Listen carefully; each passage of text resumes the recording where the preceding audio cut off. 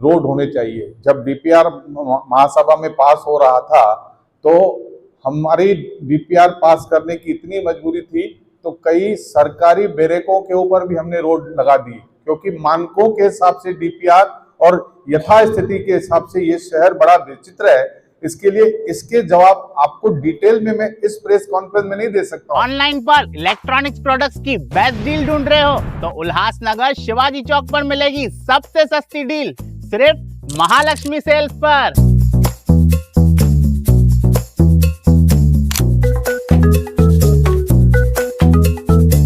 यहाँ पर अवेलेबल है प्रीमियम टीवी, वॉशिंग मशीन,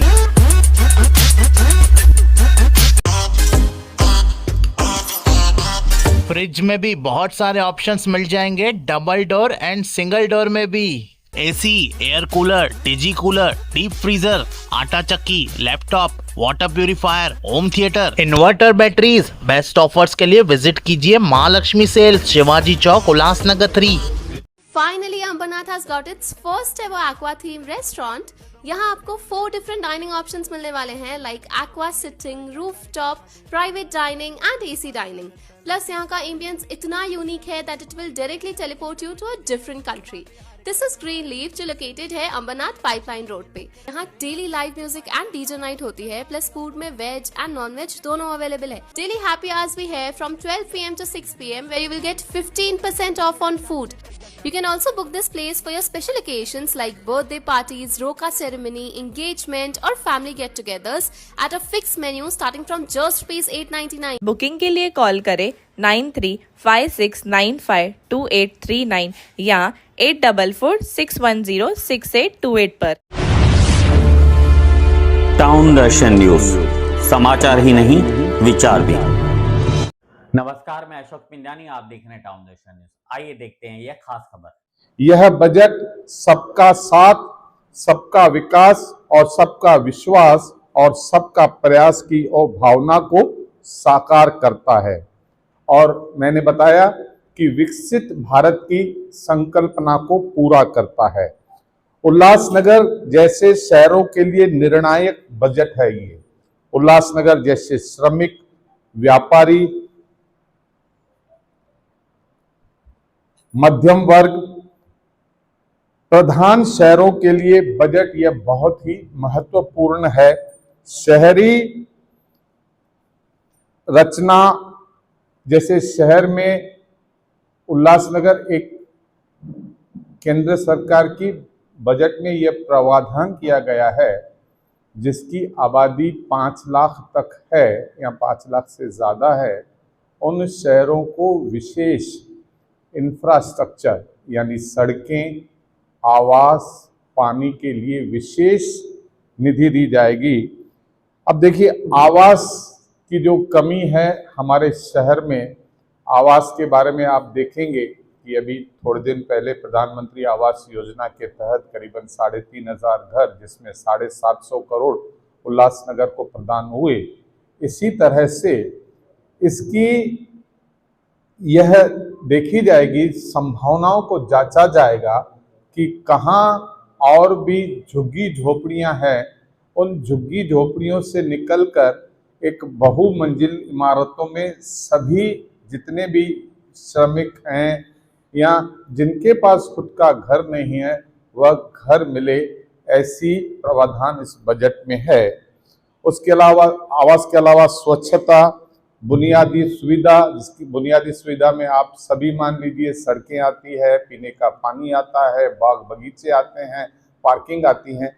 इन सारी चीज़ों के लिए विशेष तौर पर केंद्र सरकार ने उन शहरों के ऊपर रखा है ताकि शहर का बुनियादी ढांचा, इंफ्रास्ट्रक्चर मजबूत हो।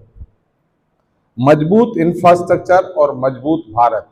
जिस भी शहर का, जिस देश की सड़कें बहुत मजबूत होती हैं या जिसकी सड़कें अच्छी होती हैं, वह देश आर्थिक रूप से सबल होता है। सबसे ज़्यादा मान के चलिए, अगर आप किस देश में रहते हैं और आपका जहां उत्पादन होता है, वो चाहे कृषि उत्पादन हो या कोई कल कारखानों में उत्पादन होते हों, अगर उस तक पहुंचने की सड़क पूरी डिस्ट्रीब्यूशन करने के लिए मिल जाए तो उस देश की आर्थिक प्रगति होती है। इस बात को केंद्र सरकार ने सबसे ज्यादा जोर दिया है कि इंफ्रास्ट्रक्चर मजबूत होगा और उससे मजबूत इंफ्रास्ट्रक्चर मजबूत भारत का नारा दिया गया है। बजट में सड़क, जल निकासी, आवास, पुनर्निवास, शहरी सुविधा पर दिए गए प्रावधान। अब देखिए, जल निकासी का मतलब आपको पता है कि जिस तरह से ड्रेनेज अपने यहाँ पे उल्लासनगर में ड्रेनेज का काम चलता है, जो मल रहता है वह पूरी तरह से निकल जाए, उसके ऊपर भी सरकार ने जोर दिया है कि जिस तरह से आप एक आदर्श शहर उसको मानोगे जिसमें जल निकास हो, स्वच्छता हो, पीने का स्वच्छ पानी मिले और हमारे आवास, जितने लोग हैं सभी के पास आवास हो, ऐसे को एक हम मानते हैं कि एक आदर्श शहर बनता है जहां इंफ्रास्ट्रक्चर, वहां विकास के सिद्धांत के सपने साकार होते हैं। उल्लासनगर की पुरानी समस्याओं में समाधान की दिशा में यह बजट एक मजबूत कदम है। अब व्यापारियों को क्या मिला? जो छोटे व्यापारी हैं, MSME व्यापारी पर आत्मनिर्भर भारत। अब जो MSME एक संस्था है जिससे जो सभी व्यापारियों को पूरे देश को एक प्लेटफॉर्म प्रदान करती है, जो पूरे देश में आप देखेंगे कि उल्लासनगर वैसे भी कल कारखाने का शहर है। छोटे छोटे लघु उद्योग यहाँ पर बहुत पनपते हैं। उनके लिए किस तरह का प्लेटफॉर्म दिया जाए ताकि वह अपना उद्योग, अपना प्रोडक्ट पूरे देश में न पूरे विश्व तक, वह जो हमारे आधुनिक तंत्र ज्ञान है जिसे आप कहते हैं डिजिटल तंत्र ज्ञान, उसके जरिए पूरे विश्व तक उसकी पहुंच हो पाए, इसकी चिंता इस बजट में करी गई है। प्रधानमंत्री नरेंद्र मोदी जी का क्या सपना है कि आत्मनिर्भर भारत, यानी हम अब इतने आत्मनिर्भर रहें, अपनी इतनी श्रम शक्ति है हमारे पास। हम सबसे बड़ा देश, सबसे ज्यादा आबादी वाला देश होने के बाद हमारा देश एक युवा श्रम शक्ति का देश है। पूरे विश्व को श्रम हम प्रदान कर सकते हैं और हम हर सेक्टर में भारत के जो हमारे नागरिक हैं, जो युवा वर्ग है, वह उनकी बुद्धि का कोई सानी नहीं है। वह बुद्धि के तरह से उन्होंने अपना लोहा IT क्षेत्र में पूरे विश्व में मनवाया है।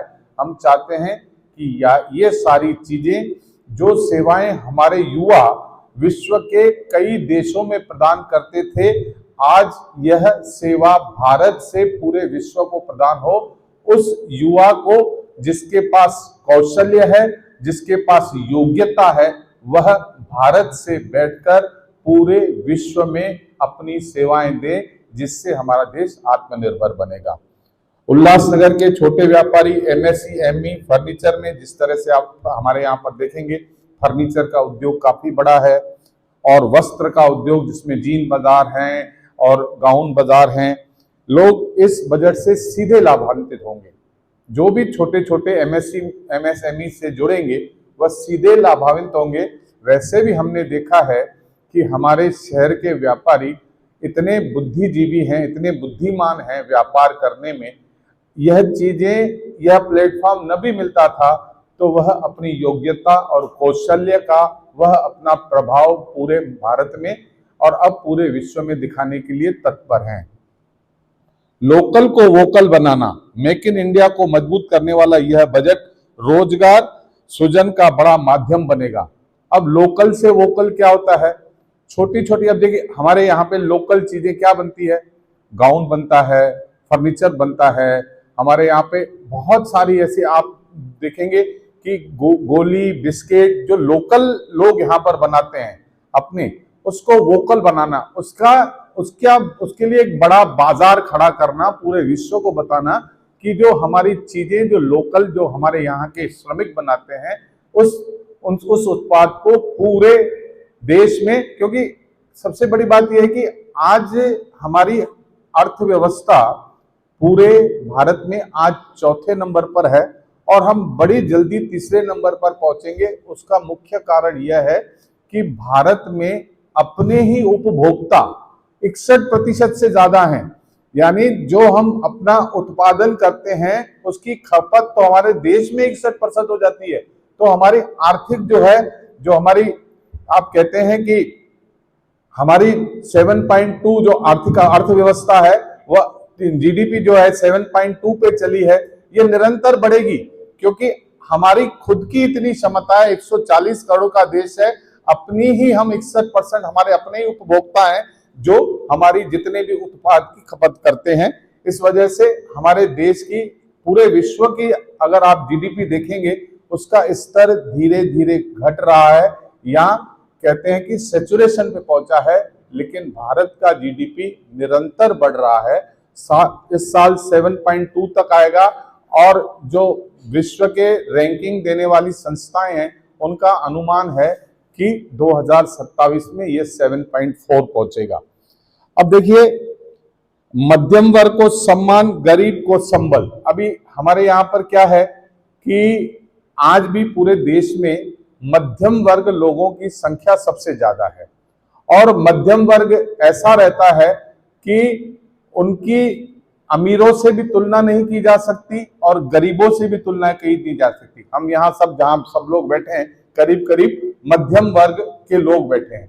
तो मध्यम वर्ग को किस तरह से सम्मान दिया जाए और मध्यम वर्ग को अपने उसका हिस्सा बनाया जाए, एक जैसे उसके मन में एक भावना देश के प्रति पैदा हो और वह भी देश की आर्थिक गति बढ़ाने में अपना योगदान दे सके। इसलिए विशेष रूप से मध्यम वर्ग को पूरी तरह से सम्मान देने का हमारी सरकार ने इस बजट में बनाया है।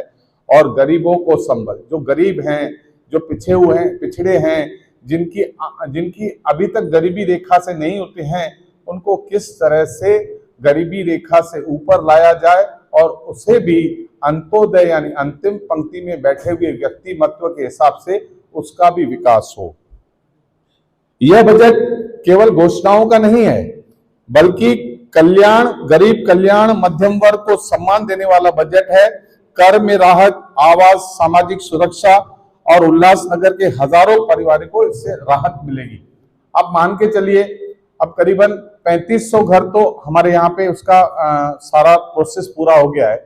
अगर 3500 परिवारों को केवल 17 लाख रुपए में एक सुंदर घर मिल जाए और उसके बाद और जितने भी लोग हों उनको अगर हम घर दिलाने में हमारी सरकार कामयाब होती है, तो इससे ज्यादा एक राजनीतिक व्यक्ति जो राजनीतिक क्षेत्र में काम करता है, आत्मसंतुष्टि का काम नहीं हो सकता। इसीलिए हर उस व्यक्ति को उल्लासनगर में घर मिलेगा जिसके पास खुद का घर नहीं है। युवा शक्ति, नए भारत की पहचान, युवाओं के लिए शिक्षा, कौशल विकास और स्टार्टअप पर जोर। अब देखिए, स्टार्टअप जिस तरह से शुरू हुआ उसमें शुरुआत में कई लोगों ने इसके ऊपर टीका टिप्पणी की कि स्टार्टअप जो है वो नहीं चल पाएंगे। आज हमारे देश में स्टार्टअप जिन्होंने शुरू किए थे वह काफी फल फूल रहे हैं। इसके लिए आने वाले दिनों में भी भारत सरकार ने अपने बजट में स्टार्टअप को जोर देने का निर्णय लिया है। युवा शक्ति, युवा ही भविष्य के नारे का सार्थक करता है। उल्लासनगर का इस बजट के आगे बढ़ेगा, रोजगार पाएगा और रोजगार देगा। इसके अलावा नारी शक्ति को सम्मान, महिलाओं के लिए आर्थिक भागीदारी, सुरक्षा और स्वास्थ्य से जुड़े प्रावधान, नारी शक्ति के लिए राष्ट्र शक्ति के विचार को मजबूती देना। अब महिलाओं के लिए विशेष तौर पर यह संकल्पना है, हमारे आर्थिक जो गति देने का काम जो करते हैं हमारे केंद्र के बैठे हुए सभी टीम, उनका यह सोचना है कि 50% के करीब करीब महिला इस देश में है। जब तक उनकी भागीदारी भी आर्थिक चालना को गति देने की नहीं होगी, तब तक इस देश का विकसित नहीं हो सकता। इसके लिए महिलाओं को भी पूरे अवसर छोटे लघु उद्योग हो, बचत गट के जरिए हो, उनकी किस तरह से आर्थिक सबलता बने और वह भी अपनी भागीदारी इस देश के आर्थिक गति को दे, इसकी भी चिंता करी गई है। वित्तीय अनुशासन, ईमानदार सरकार।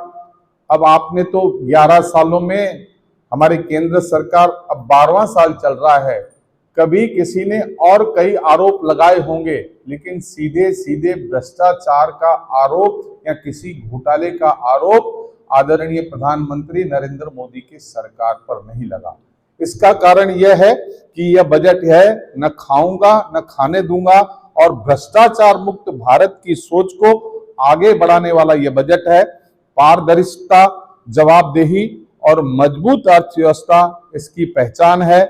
समापन व संयुक्त नारे। अंत में मैं आपसे कहना चाहूंगा कि केंद्रीय बजट 2026 नरेंद्र मोदी जी की गारंटी का प्रमाण है, जो हर वर्ग को साथ लेकर भारत को विकसित राष्ट्र बनाने की दिशा में आगे बढ़ रहा है। माननीय प्रधानमंत्री जी और माननीय वित्त मंत्री जी को इस जन कल्याणकारी बजट के लिए हम पूरी उल्लासनगर भारतीय जनता पार्टी जिला की तरफ से हम उनका स्वागत करते हैं, उनका अभिनंदन करते हैं और हम विश्वास प्रकट करते हैं जिस तरह से 11 वर्षों में आपने देश की दिशा और दशा बदलने का प्रयास किया है। आपकी जो संकल्पना है 2047 में इस देश को विकसित देश के रूप में हम देखेंगे और यह संकल्पना जो आदरणीय प्रधानमंत्री ने की है, हम सभी भारतीय जनता पार्टी और आप बैठे हुए सभी पत्रकार गण, इन्होंने भी इस संकल्पना को पूरा करने के लिए हमें मदद करनी चाहिए। आप मददगार बने, ऐसी मैं अपेक्षा करता हूं और आप सभी लोगों का मैं अंत में शुक्रिया अदा करता हूं कि आप लोग यहां पर आए और हमारी इस प्रेस वार्ता में आपने सहभाग लिया। आपका बहुत बहुत धन्यवाद। भारत माता की वंदे, नरेंद्र मोदी जिंदाबाद, भारतीय जनता पार्टी जिंदाबाद, सबका साथ सबका विकास, विकसित भारत, मजबूत भारत।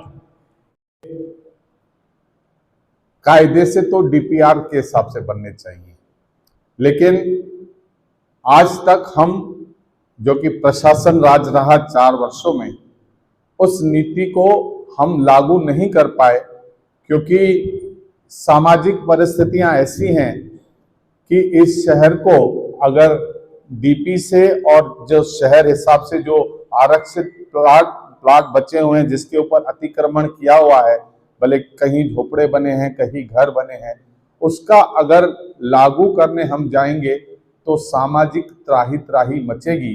इसके लिए इस प्रश्न का मैं आपको अभी उत्तर देने की स्थिति में नहीं हूं, लेकिन मेरा ऐसा मानना है कि सड़कें बड़ी होनी चाहिए, सड़कें चौड़ी होनी चाहिए।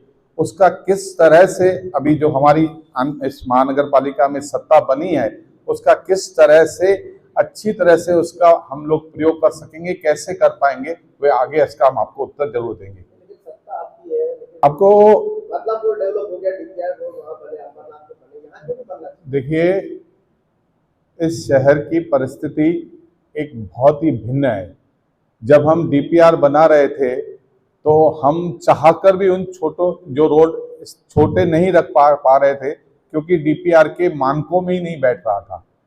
यानी एक मानक होते हैं कि कम से कम इतनी खुली जगह होनी चाहिए और इतने रोड होने चाहिए। जब डीपीआर महासभा में पास हो रहा था तो हमारी डीपीआर पास करने की इतनी मजबूरी थी तो कई सरकारी बैरकों के ऊपर भी हमने रोड लगा दी क्योंकि मानकों के हिसाब से डीपीआर और यथास्थिति के हिसाब से ये शहर बड़ा विचित्र है। इसके लिए इसके जवाब आपको डिटेल में मैं इस प्रेस कॉन्फ्रेंस में नहीं दे सकता हूं, लेकिन आपको पता है कि उल्लासनगर के लिए ऐसी सुविधाएं दी हैं कि जो शायद पूरे विश्व में, पूरे भारत में किसको नहीं मिलती। ऐसी सुविधाएं, ऐसे नियम तोड़। इसका कारण यह है कि हमारे इस शहर में जमीन की बहुत कमी है। हमारे पास डेंसिटी, जिसको घनत्व कहते हैं, वो इतना ज्यादा है कि शायद आपको सोच से बाहर होगा कि किसी शहर का इतना घनत्व नहीं होगा। इसके लिए ये बहुत ही, जो आपका जो प्रश्न है बहुत ही भावनात्मक है, लोगों के लगने वाला है। इसका किस तरह से अच्छी तरह से इसका निपटारा किया जाएगा, इसके बारे में आपको अभी तो हमारी सत्ता बैठी है, इससे पहले तो इसके बारे में अवश्य आप सभी लोगों का भी हमें इसमें मार्गदर्शन लगेगा, क्या करना चाहिए, कैसे करना चाहिए। लेकिन इतनी बात सही है, आज तो डीपी के हिसाब से नहीं बन रहे। सर बहुत सरल है एमएससी में रजिस्टर करना, आप ऑनलाइन भी रजिस्टर कर सकते हो, बहुत इजी है और एक बहुत बड़ा प्लेटफॉर्म है। और एमएससी एमई बहुत सारे उल्लासनगर के बहुत उद्यमियों ने अपना उसमें रजिस्ट्रेशन कराया है और ऑनलाइन के जरिए उनके पास बहुत सारे ऑर्डर्स भी आते हैं और वो अपना प्रोडक्ट भी देखते हैं। बहुत सरल है, एक बहुत सीधा साधा ऑनलाइन प्रोसेस है, वो कोई भी कर सकता है। केंद्र सरकार राज्य सरकारचा पैसा आलेला आहे नगरपालिकेचा, उल्हासनगर स्टेशनच्या बाहेर तुम्ही बघाल वालधुनी नदी, तिथे इतकी कचरा, इतका घाण, इतका वास येतो, ट्रेनमध्ये जाणारे लोक पण बोलतात की उल्हासनगर आलं म्हणजे असा दुर्गंधी आली म्हणजे उल्हासनगर आलं। तुम्ही एसटीपी प्लॅन साठी करोडो रुपये खर्च केले, पण तो कार्यान्वित केलेला आहे। आम्हाला ज्यापर्यंत आम्ही 2022 पर्यंत अप्रिल 2022 पर्यंत महानगरपालिकेत ज्यापर्यंत होते त्यापर्यंत तो कार्यान्वित झाला नव्हता। सध्याची परिस्थिती काय आहे, कसं आहे की आपल्याला ह्याचा दुर्दैव म्हणावा लागेल की 4 वर्षापासून सूत्र प्रशासनाकडे होते आणि प्रशासनाने शहराला किती दुर्लक्ष केलेले आहे ते आमच्यापेक्षा जास्त तुम्ही आपल्या ह्याच्यात लिहिलेले आहे। आज तरी तुमच्या प्रश्नाचं उत्तर मी आज देऊ शकत नाही, पण नक्की तुम्हाला 2-2.5 महिन्याच्या नंतर ह्याची सगळी पाठपुरावा करून अभ्यास देऊन मी उत्तर देणार आहे।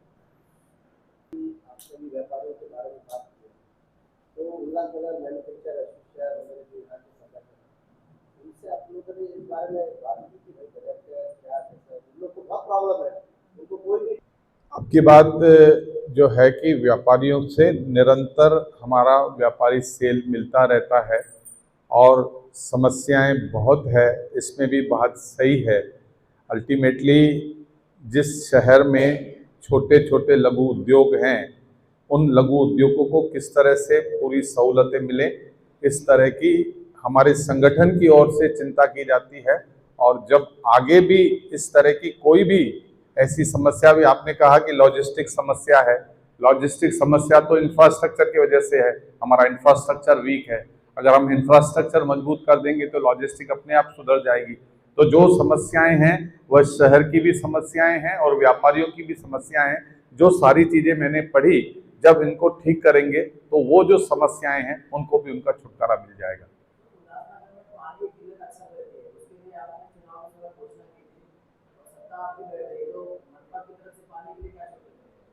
अभी पानी के लिए हम अपना स्रोत लगाने जा रहे हैं, उसके लिए जो मंजूरी है वह सरकार की तरफ से मिल गई है, करीबन 200-250 करोड़ के बीच की ये मंजूरी है। और अब गतिमान होगा प्रशासन, क्योंकि पहले तो खाली प्रशासन था, अब शासन भी आ गया है। शासन प्रशासन के पीछे जब पड़ता है तो उसके एक अच्छे नतीजे निकलते हैं। मेरे को लगता है कि वह जल्द से जल्द काम शुरू होगा। का काम चल रहा है, कुछ जगह पे दुकानें वैसे ही हैं, वो दुकानें कब हटेगी या फिर केबी रोड का पूरा रास्ता कैसे क्लियर होगा? देखिए, केबी रोड का रास्ता बड़ी तेजी से चल रहा है। जो दुकानें कुछ 12, 15, 17 दुकानें हैं जिसका कोर्ट ने निपटारा कर दिया है, अब उनको किनको वहाँ पर वैकल्पिक जगह देनी है। और प्रशासन के तौर पर पिछले 4 सालों में यह नहीं हो पाया। अभी हमारे उप महापौर अमर लुंग जी बैठे हैं, मैं उनसे निवेदन करूंगा कि जो 15-17 दुकान है जिसका कोर्ट का वर्डिक्ट आ चुका है, जिस आधार पर उनको वैकल्पिक जगह देकर उसको हटाया जा सकता है।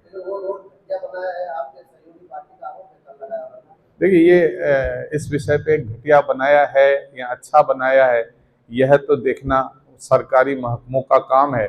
हमारी पार्टी भी हम सत्ता में हैं, हम भी सत्ता में हैं। सत्ता के ऊपर आरोप लगाना, तो यह पूछना पड़ेगा कि वह शासन के जो लोग बैठे हैं पदों पर, उनको क्या अभी तक ऐसा लग रहा है क्या कि वो टीओके में हैं या शिवसेना में हैं? उनको आत्मचिंतन करना पड़ेगा। चलिए, thank you very much. Town Darshan news, समाचार ही नहीं विचार भी।